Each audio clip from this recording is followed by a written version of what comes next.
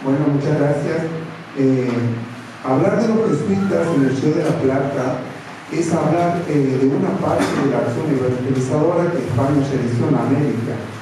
No fueron los únicos en actuar los jesuitas, sino que había otras órdenes religiosas que también vinieron, pero sí fueron los más conocidos y tal vez los de mayor importancia. Se sabe que apenas se produce el descubrimiento de América, la iglesia, apoyada por los reyes, se lanza de manera ferviente, digamos, a convertir la alma de los naturales hacia la religión católica. Este sentido misional de la conquista, según nos dijera Vicente Sierra en su famosa obra, está presente en muchos documentos. En muchos documentos de la época se advierte que el fin primordial de la conquista fue la evangelización de los naturales. Podemos citar, por ejemplo, la famosa bula de donación del Papa Alejandro VI, que él, cuando le dona la tierra de América a la corona de Castilla, le impone que destine a estas tierras varones probos, temerosos de Dios, doctos y experimentados para adoctrinar a los indígenas en la fe católica e imponerle las buenas costumbres. En este mismo sentido podemos advertir, por ejemplo, las instrucciones que se le dan a Colón con motivo del segundo viaje, bueno, el famoso testamento de la reina Isabel y las leyes nuevas de Carlos V del año 1542. En todos estos documentos de la época se advierte que el primordial objetivo de la conquista fue la evangelización, fue abrir el evangelio en esta tierra, por lo menos durante la época de los Habsburgos, porque después se produce un cambio de reyes, que ya lo vamos a hablar un poco. Prácticamente no hubo expedición religiosa que no estaba prevista la venida de sacerdotes, otro indicio de que nos habla de este fin evangelizador. Fueron muchos las órdenes religiosas que vinieron. En primer momento vinieron franciscanos, dominicos, agustinos, mercedarios, que se establecieron en distintas partes de América. ¿Sí? Los últimos en llegar fueron los jesuitas, que se establecieron en regiones costeras, en Paraguay, Florida, California. Y hablar de los jesuitas es hacer referencia obviamente a los miembros de la Iglesia Católica, de la Compañía de Jesús, orden religiosa del clero regular, que ha sido fundada por San Ignacio de Loyola en el año 1534.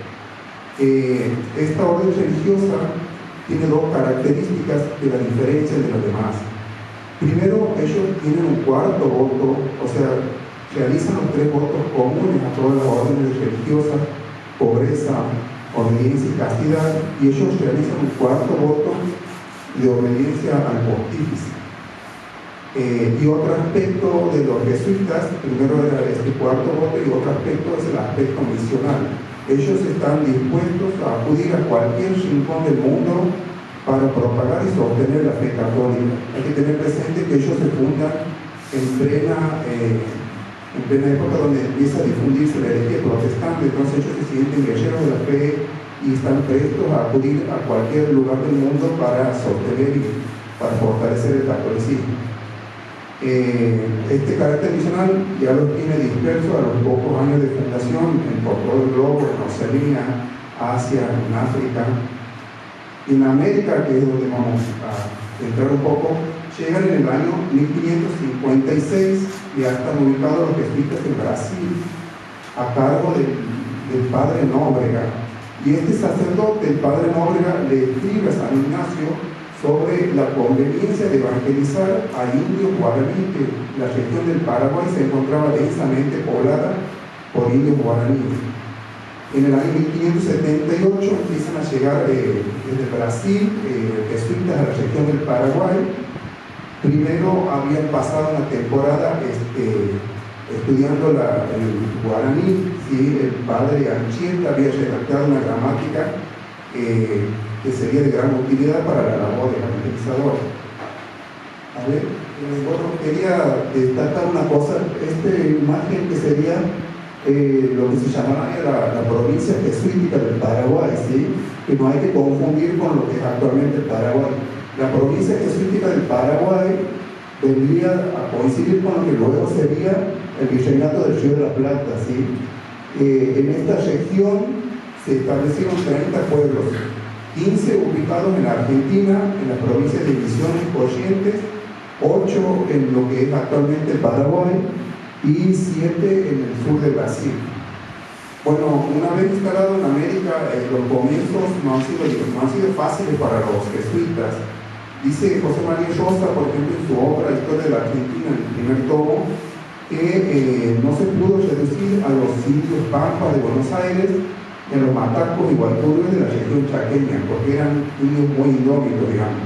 En general, cuanto más atrasada era el tribu, sobre todo los indios nómades, era más difícil la reducción, porque ellos no sentían admiración por los sacerdotes y porque tenían un modo de vida nómade acostumbrado a la caza y a la pesca, digamos que no estaba en la cultura de ellos, por ejemplo, de ellos criar ganado para que tengan cría, sino que ellos ante la oportunidad mataban a los animales para comerse, ¿no? Digamos que el sistema cultural ha jugado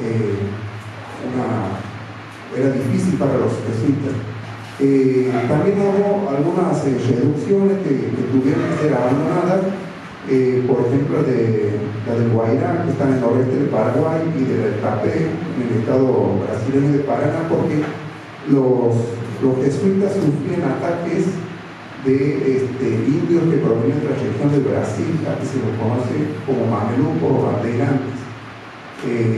Después voy a hacer referencia porque los jesuitas no solamente han formado a los indios en las artes, en las ciencias, sino también en la guerra, porque les enseñaron a defenderse de estos indios. Bueno, los comienzos han sido difíciles, digamos, por los indios indómitos, por los ataques que sufrían de los bandeirantes, y además los jesuitas también tenían problemas con los encomenderos, que eran personas que prestaban el servicio a la corona porque poblaban ciudades, porque extendían el imperio español, y a cambio de eso ellos querían una prestación, querían que los indios trabajen sus tierras, y bueno, estaba el enfrentamiento con los jesuitas porque los jesuitas también necesitaban indios para formar sus misiones, y le daban un trato mucho más benévolo a los indios, por lo tanto los indios preferían estar bajo la conducción de los jesuitas que de los encomenderos. Bueno, y el otro obstáculo que me he encontrado era el idioma, como era ilusorio, digamos, pensar que los aborígenes aprendieran el castellano. Los jesuitas se tomaron la ardua tarea de aprender las lenguas nativas. Literalmente dice Ernesto Petrocelli que aprendieron más de 50 idiomas nativos los jesuitas. Como decía, se han ido instalando en la región del Paraguay. Los jesuitas habían comenzado a construir lo que se conoce como las misiones. Ahí tenemos una imagen. La primera se funda en el año 1609 en la región del Paraguay por el padre Lorenzana, y fue el padre Roque González Santa Cruz, que es un misionero nacido en Asunción, en Paraguay, quien va a idear estas para la particular forma que tienen las misiones guaraníes, las misiones jesuíticas. Y él hace como una síntesis, una unión en lo que serían los caseríos guaraníes, las casas de los aborígenes, que se llamaban malocas, que eran unas casas alargadas, 50 metros de largo, y ahí se reunían varias familias bajo la autoridad de un cacique. No tenían separaciones más que los pilares que sostenían el techo, los pilares de madera que sostenían el techo. Las malocas estaban reunidas en un espacio común que era una especie como de plaza principal, rodeada de empalizadas. Entonces el padre Roque Santa Cruz, como decía, diseña unas casas también alargadas como las malocas, pero ya como esas construcciones de piedra o adobe, con separación para cada familia, que tenían su ventana, su puerta, y donde se reunían varias familias. Es interesante destacar que los jesuitas han conservado muchas costumbres de los aborígenes que no eran reñidas con el Evangelio. Por ejemplo, ellos tenían una organización, el cacique, digamos, era el jefe indio que comandaba varias familias, Ellos han respetado esta forma de organización, también la sucesión que se hacía del mando de manera hereditaria. Y reunieron en los pueblos de indios entre 8 y 10 caciques, digamos, entre 8 y 10 caciques, y cada cacique comandaba aproximadamente entre 20 y 40 familias. ¿Cómo era la forma edilicia de las misiones? Bueno, tenían una plaza principal donde se ejercitaban las milicias. Esta plaza estaba rodeada de palmeras, bueno, en esta nuestra iglesia, y la plaza se celebraban las numerosas fiestas religiosas, ¿sí? Patronales, litúrgicas, se celebraban los bautismos, los casamientos con gran despliegue de música. Después, alrededor de la plaza estaban dispuestas en forma de hileras las casas donde vivían los indios, con galerías cubiertas donde se solía cocinar y se descansaba. Estas hileras así conformadas, digamos, formaban cuadras que corrían paralelas a la plaza principal. Bueno, y como institución más importante, obviamente estaba la iglesia, que sobresalía, digamos, por su lujo y majestuosidad. Era el corazón de los pueblos indígenas, y todas las plazas confluían, las calles confluían en la iglesia. Después tenían las huertas con legumbres, naranjos, vides. Después tenían, más allá estaban las plantaciones de trigo, maíz, algodón, etc. Bueno, es importante destacar que el sistema económico de las misiones era un sistema dual, binario, digamos. Por una parte, había una propiedad colectiva que era dirigida por los jesuitas, que los indios tenían que trabajar 2 veces a la semana. Lo establecieron ellos como ellos tenían un modo de vida, digamos, no conocían la propiedad privada, y ponerles era algo contradictorio. Entonces los jesuitas, que eran muy realistas, lo hacían trabajar en una propiedad privada y también una propiedad colectiva, y además tenía una propiedad privada que trabajaba el indio con la familia, ¿sí? 4 veces a la semana tenían que trabajar en la propiedad privada y 2 veces a la semana en la propiedad colectiva. Dice Lucía Galvez que por la mañana cada escuadra partía cantando para el trabajo, precedido de una imagen sagrada. Por la tarde volvían cantando el catecismo y rezando el rosario. Las misiones jesuíticas y las leyes de India han aventajado al moderno derecho de trabajo, estableciendo jornadas de 6 horas, lo que les permitía a los indios realizar otras actividades, como por ejemplo las actividades religiosas y también la danza y la música, a la cual sentían mucha inclinación. Bueno, voy a tratar de ser más breve. ¿Cómo se explica este milagro de 2 sacerdotes? Porque no lo había dicho, pero cada misión estaba conducida generalmente por 2 sacerdotes, uno que se encargaba de la administración propiamente dicha y otro del culto. Bueno, las razones por las cuales se explica este éxito podemos calificarlas en razones materiales y morales o espirituales. Con respecto a los aspectos materiales, podemos decir, por ejemplo, que los indios aceptaban vivir con las misiones porque esto los liberaba de las encomiendas. También el adelanto que significaba que los jesuitas entregaban a los indios elementos de hierro con los cuales podían fabricar sus armas, sus hachas que utilizaban para trabajo, teniendo en cuenta que eran pueblos que no conocían el hierro, sino que usaban la piedra y la madera. Otro aspecto también a tener en cuenta es que los jesuitas instruyeron también a los indios en el arte militar. Como había dicho al comienzo, los guaraníes sufrieron el ataque de los bandeirantes o mamelucos, que eran indios del Brasil, que realizaban cacerías humanas, digamos, que realizaban expediciones con el motivo de tomar indios prisioneros para que trabajen en la caña de azúcar de Pernambuco y San Pablo. Entonces, ante estos problemas, digamos, los jesuitas, ante la falta de respuesta que tenían, han tomado la decisión de instruir militarmente a las milicias, ¿sí? Y en el año 1641 se produce la famosa batalla de Boré en Misiones, es en el Uruguay. Entonces, esto fue una victoria contundente, digamos, de los guaraníes sobre los mamelucos, y esto ha detenido el avance de los paulistas.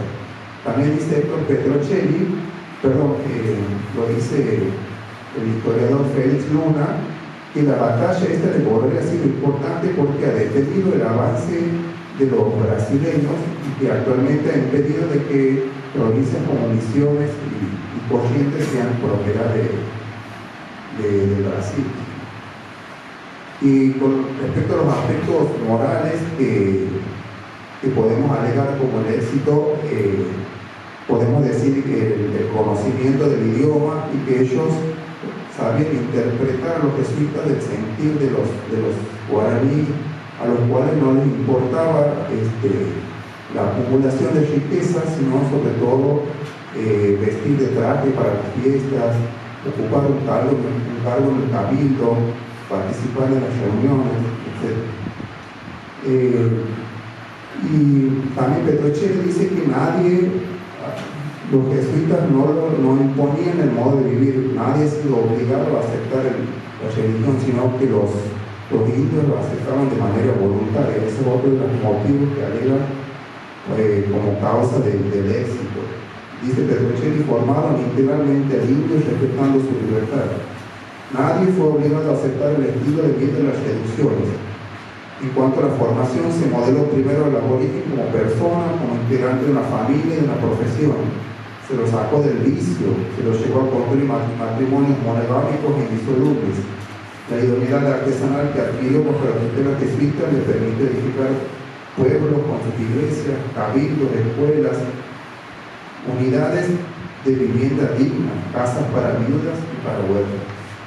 Bueno, ya para ir cerrando, en el año 1700 se produce un cambio de dinastía, comienzan a gobernar los Borbones, y esta familia reinante, estos reyes de España, ya abandonan el aspecto misional, ya no es el fin prioritario, como habíamos dicho al comienzo, que manejaban, que sustentaban a los austrias. Ven a las colonias como colonia, digamos, de la cual tenían que extraer riqueza para abastecer España. Entonces, el aspecto misional, si bien no se abandona, pero se deja ya en un segundo plano. Y con respecto, hay una cuestión ahí, que España era la primera potencia en la época del descubrimiento, pero con el pasar del tiempo va decayendo, digamos, y siempre tenían problemas con los portugueses con respecto a los límites que había. Entonces, en el año 1750 se forma un tratado, se llama Tratado de la Permuta, por la cual España les requiere a Portugal que les integre unas tierras ahí disputadas, se llama la Colonia del Sacramento, y Portugal a cambio le pide una parte de un territorio donde estaban ubicados los 7 pueblos que yo les había mencionado al principio del sur de Brasil. Bueno, los jesuitas, al no poder resistir la orden real de abandonar las misiones que pasaban a ser patrimonio de Portugal, tienen que abandonar, y los indios, los guaraníes, se niegan, y así comienza una de las etapas más tristes de la historia, digamos, que es cuando se dan las guerras guaraníes, cuando los imperios de España y Portugal derrotan a los indios que no querían abandonar sus tierras, sus ciudades que habían construido. Siempre algunos autores le critican a los españoles que no le han enseñado a los indios a tomar sus propias decisiones, sino que estaban bajo una tutela paternalista. Y estas guerras demuestran que no es así, digamos, que los indios no aceptan abandonar sus tierras a que los jesuitas se vayan, y bueno, tenían la capacidad para decidir por sus intereses vitales que estaban en juego. Con respecto a la expulsión, bueno, hay muchas teorías.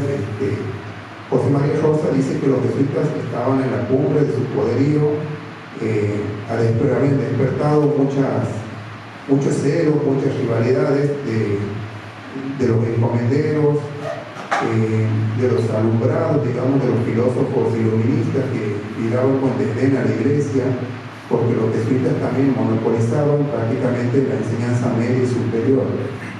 Y además, los jesuitas tenían doctrinas que eran contrarias al absolutismo de los Borbones. Uno de ellos, por ejemplo, el padre Mariana, sostenía la teoría del tiranicidio. Esto que es cuando el rey no atiende a los intereses del pueblo, cuando se vuelve un tirano. El padre Mariana sostenía que era legítimo que los súbditos ejecuten al tirano, ¿sí? Eso lo sostenía el padre Mariana. Y otro jesuita también, el padre Suárez, hablaba de la doctrina de la retrogresión. Él sostenía que el poder venía de Dios y lo delegaba al pueblo, y que el pueblo podía elegir a sus representantes. Y los monarcas absolutos, ellos consideraban que el poder venía directamente de Dios y recaía en ellos, por lo tanto ellos no tenían que rendir cuentas a nadie, ¿no?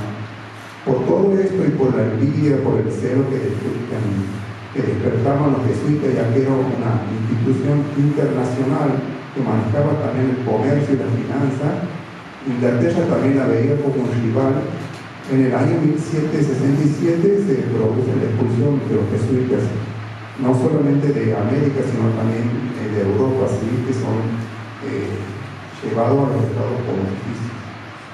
Bueno, a modo de conclusión, ya para cerrar, mucho legado han dejado los jesuitas, pero bueno, de ser sintético, se puede apreciar en el arte, en las doctrinas filosóficas, ¿sí? Los jesuitas han sido la última orden religiosa que ha llegado a América, pero los que se han dedicado con más dedicación a la formación espiritual y a la formación científica de los indios. Dice que por donde ellos pasaban, los edificios, las casas de barrio Pasca eran sustituidas por gruesas construcciones de paredes y adobe. Los indios y los esclavos negros los escuchaban hablar en sus propias lenguas y aprendieron de ellos toda clase de conocimientos, de realizar cálculos matemáticos, observar los astros, construir violines y tejas. Lamentablemente, en la época de mayor esplendor, han tenido que abandonarlo todo, ¿sí? Veían a América como una tierra de provisión donde poder fundar una sociedad teocéntrica, donde los hombres trabajen, compartan educación, trabajo, descanso y alaben a su creador. Bueno, lamentablemente la envidia y el celo ha hecho que tengan que abandonar esta empresa, pero el legado jesuita se aprecia en un catolicismo arraigado en la práctica de los ejercicios espirituales, en el respeto al indio, y ese legado ni la envidia ni el odio va a poder quitarlo, ¿no? Gracias.